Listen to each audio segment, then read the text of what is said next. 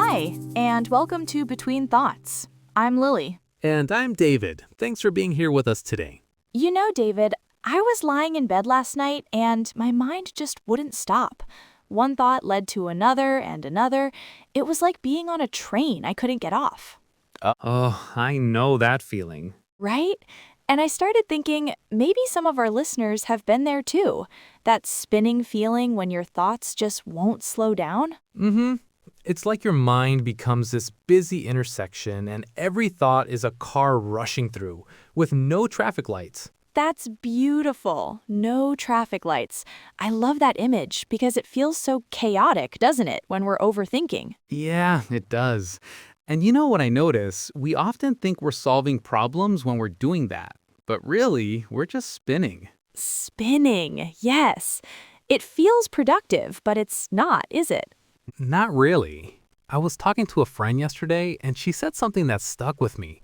She said, I keep thinking the same thoughts over and over, hoping they'll turn into something different. Oh, wow. That hits deep. Like expecting a different answer from the same question. Exactly. It's almost like we're stuck in a loop and we keep pressing the same button, hoping something will change. I wonder, do you think overthinking comes from a place of caring? Like we care so much about getting things right that our minds just won't let go? I think you're onto something there. It often does come from caring, from wanting to do well or not wanting to hurt someone or trying to control what happens next. Right, control. That's a big one for me. Sometimes I think if I just think about something enough, I can figure out how to make it go exactly the way I want. Mm-hmm. But life doesn't really work that way, does it? No, it doesn't. And that's hard to accept sometimes. There's something about our minds that wants to believe we can think our way to safety. Think our way to safety. That's such a gentle way to put it, because that's really what we're trying to do, isn't it? Find some kind of safety? Yeah, and maybe the kindest thing we can do for ourselves is notice when we're doing it. Not judge it, just notice. I like that. Just noticing. You know what I've been experimenting with lately? When I catch myself in that spin, I try to get curious about it instead of frustrated. Curious how? Well, instead of thinking, stop thinking so much, which never works, I try asking myself, what am I worried about right now? What does this part of me need to feel safe? And it's interesting. I've noticed that overthinking often comes with this feeling of urgency. Like if I don't figure this out right now, something terrible will happen. Oh, that urgency, yes.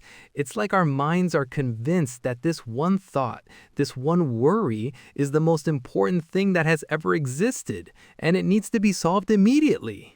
Exactly. But when I step back and look at it, most of the time there is no actual emergency. It's just my mind treating every decision like a crisis. That's so true. And I wonder if that comes from this ancient part of our brains that's still trying to keep us safe from saber-toothed tigers. But now it's treating a difficult email like a life or death situation. Oh, that's beautiful. Like befriending the part of you that's worried instead of fighting it. Exactly, because that worried part, it's usually just trying to help. It's trying to protect us from something. That makes me think of something that happened last week.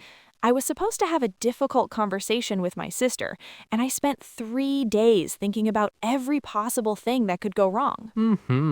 3 days. 3 days. I played out every scenario.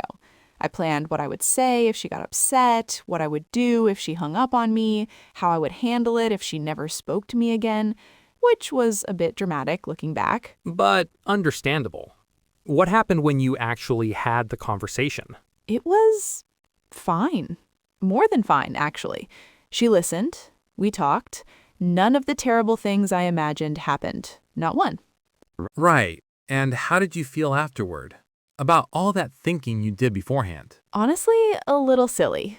But also, I realized something. All that thinking wasn't really about the conversation. It was about my fear of losing her love. So underneath all the planning and worry, there was just love and the fear of losing it. Yes, exactly. And when I saw it that way, it felt different.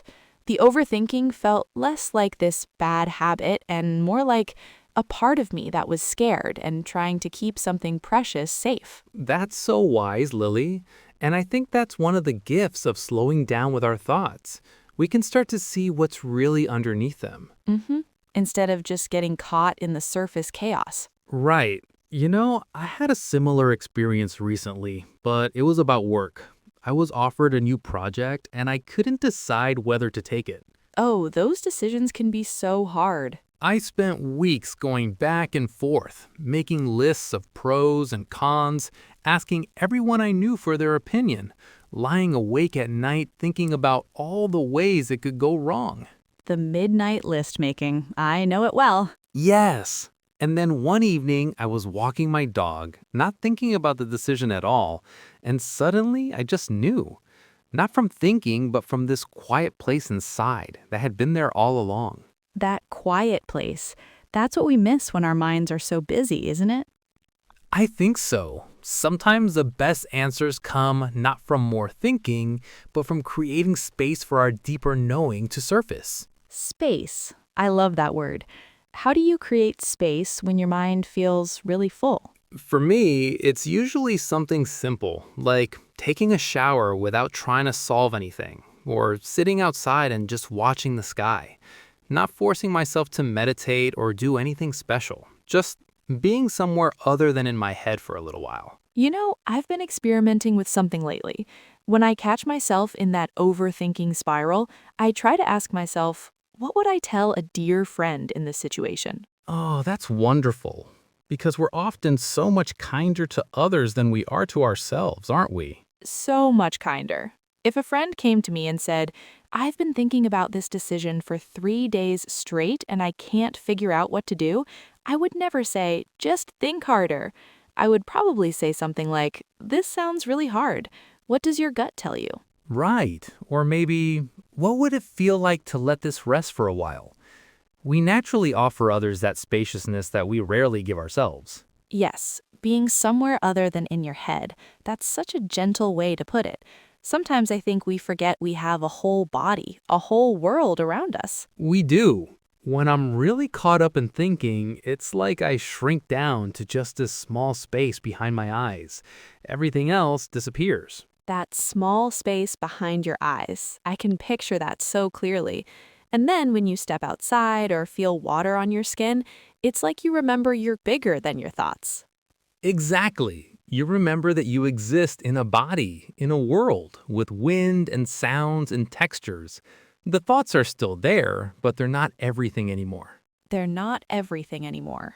That feels so freeing to me, because sometimes when I'm overthinking, it really does feel like my thoughts were everything, like they're the most important thing happening in the world. They feel so urgent and important, but often they're just thoughts, just mental activity, like clouds passing through the sky. Clouds passing through the sky. I love that image too, because clouds, they come and they go. We don't have to do anything about them. Right. We don't have to fix every cloud or make it rain or blow it away. We can just notice it's there. And trust that it will pass. Even the stormiest thoughts, they do pass, don't they? They do, always. Sometimes it takes longer than we'd like, but they always pass. The mind is always changing, always moving. You know what else I've been noticing? When I'm overthinking, I'm usually trying to solve problems that don't need to be solved right now, or problems that might never even happen. Oh, the future problems. I'm an expert at those. Right? Like, what if this happens in 6 months? Or what will I do if this person says this thing that they probably won't even say? It's like we're trying to live in 5 different timelines at once. The present moment gets lost in all of that. The present moment. Sometimes I wonder, what would it be like to trust that when those future moments come, if they come, we'll know what to do then? That's a beautiful thought. Trusting our future selves to handle future situations. We've handled everything that's come our way so far, haven't we? I'm realizing as we talk that there's something else underneath my overthinking, perfectionism. Like, if I just think long enough, I'll find the perfect solution, the one that makes everyone happy and has no downsides. Ah, the perfect solution. I know this one intimately. It's like we think if we just analyze enough, consider every angle, we can find this magical choice that has no risks and makes everything easy. But life isn't like that, is it? Every choice comes with trade-offs. Every path has some uncertainty. And I think trying to think our way to a perfect choice is a bit like trying to plan for weather that doesn't exist. Weather that doesn't exist. I love that. And maybe part of growing into a calmer relationship with our minds is accepting that good enough is actually good enough, that we can make imperfect choices and still be okay. Good enough is good enough. There's something deeply relieving about that. Like, I can make a choice that's 80% right instead of spending weeks trying to find the 100% perfect option that probably doesn't exist anyway. We have. Even when it was hard, even when we didn't handle it perfectly, we made it through. We're here. We're here. And that's not nothing. That's actually quite remarkable when you think about it. It is remarkable. I think sometimes we underestimate our own resilience, our own ability to adapt and figure things out as we go. We think we need to have everything figured out in advance, but life is more improvised than that, isn't it?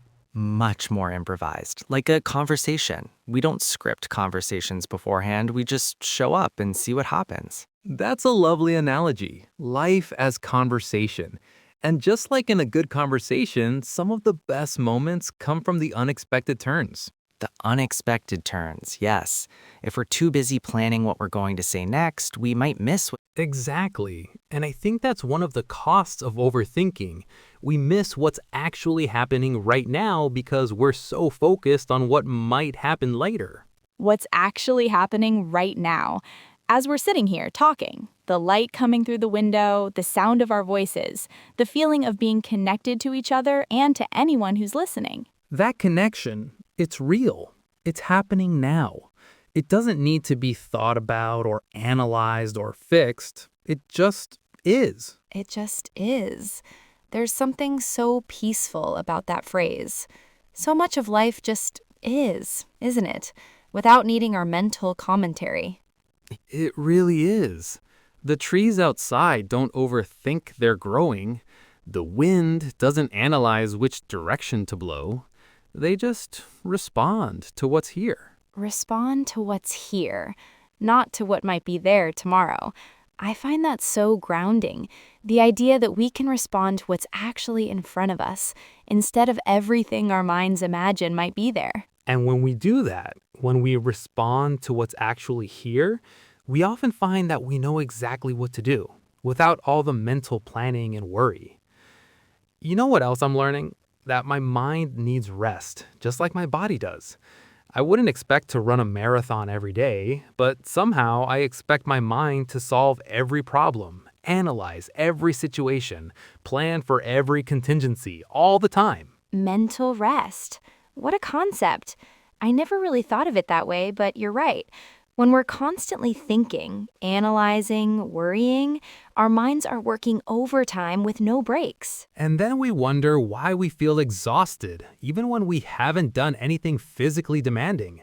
Mental activity is real work. It uses real energy. And just like our bodies, our minds need time to recover. And maybe that's another way to be gentler with ourselves when we notice we're overthinking.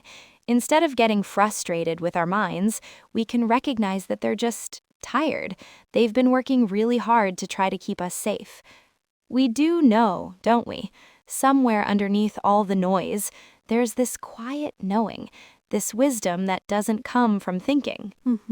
And maybe calming an overthinking mind isn't about stopping all thoughts. Maybe it's about creating space around them. Room to breathe. Room to breathe. Room for that quiet knowing to be heard. Even just a little bit of space can change everything. It can. And you know what's beautiful? That space is always available to us. Even in the busiest mind, there are gaps between thoughts, little moments of quiet. You know, I keep thinking about something you said earlier, about befriending the worried part of ourselves. I wonder if that's really the key. Not trying to silence our thoughts, but learning to have a different relationship with them. A different relationship. Yes, like what if we could appreciate that our minds are trying to help, even when the helping feels overwhelming? What if we could say to our thoughts, "Thank you for caring so much. I see you, and right now I'm choosing to rest." That's beautiful, Lily. Thank you for caring so much. What a kind way to acknowledge all the ways our minds try to take care of us, even when it doesn't feel like care in the moment. Little moments of quiet, like right now, if we just pause for a second, they're there. They are, and maybe that's enough. Not to solve everything or figure everything out, but just to rest in those moments when they come. Just to rest. What a gift that is. To anyone listening who's been caught in the spin of overthinking, your mind is not broken. You're not doing anything wrong. You're just caring deeply about your life. And that caring, it's beautiful. Even when it feels overwhelming, you can trust yourself to handle what comes, one moment at a time. Before we go, I wanted to share one last thing. This morning, before we started talking, I felt my mind beginning to race about our conversation today. All the usual questions. What if we don't have anything interesting to say? What if people think it's boring? Oh, I love that you're sharing this, because here we are having exactly the kind of real, honest conversation that comes from showing up as ourselves, overthinking minds and all. Right. And I realized those worried thoughts this morning, they weren't actually about the conversation. They were about wanting to be helpful, wanting to offer something meaningful to people who might be struggling with the same things we struggle with. And look what happened when you trusted the process instead of trying to control it. We had the conversation our hearts wanted to have. No script, no perfect plan, just two people being honest about the human experience of having a mind that sometimes spins. Maybe that's the ultimate invitation, to trust our hearts more than our worried minds. To remember that we don't have to have everything figured out to offer something beautiful to the world.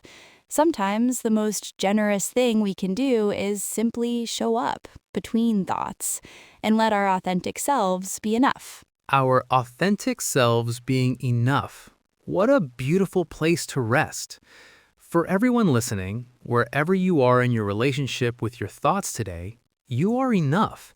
Your caring heart, your worried mind, your deepest longings, all of it is welcome here. And remember, this space we've created together right now, this gentle awareness, it's always available. Even in the busiest moments, even in the midst of the most swirling thoughts, there's always a place of rest waiting, one moment at a time. Thank you for being here with us today, in this moment, between thoughts. Until next time, be gentle with yourself.